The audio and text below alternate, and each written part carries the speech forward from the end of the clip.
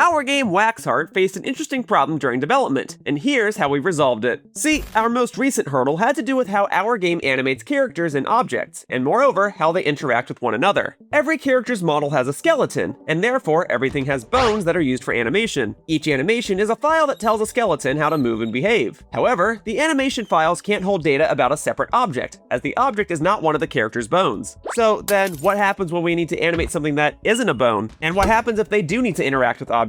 We now need to decipher how to animate the two together. And, well, we've got a lot of objects, and plenty of animations for each one. While we could create individual separate animations for every single character and object interaction, this would mean that we'd have to constantly adjust and update the game each time to fine-tune just one animation. Yeah, not exactly time efficient. Our solution? Enter the hold point system. It's basically an invisible connecting bone between the character's skeleton and an object. This way, we can still incorporate objects such that they can be animated independently, then all we need to do is attach an object and its properties onto the hold point. For example, with this key, we can provide this object its own animations, and then, by attaching it to the hold point, it now becomes a part of the character's skeleton. And, should we need to update it in the future, we can just update the key without messing with the character's files. And we can do the same across the dozens of other objects found within the game without inflating the game's overall development time. This idea has allowed the team the option to include more objects and mechanics, and it has allowed the workflow of development to become much more optimized. At least, this is how we opted to resolve this problem for WaxHeart, but what do you think?